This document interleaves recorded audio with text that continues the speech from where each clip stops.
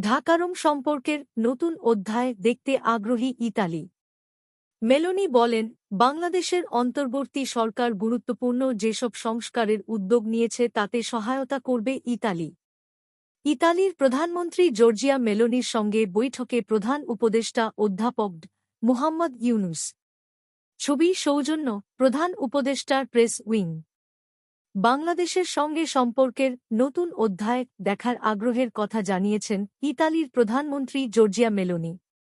New ইয়র্কে জাতিসংঘ সদর দপ্তরে জাতিসংঘ সাধারণ পরিষদের অধিবেশনের সাইডলাইনে প্রধান উপদেষ্টা অধ্যাপক মুহাম্মদ ইউনুসের সঙ্গে সাক্ষাৎকালে ইতালির প্রধানমন্ত্রী আহ্বান জানান।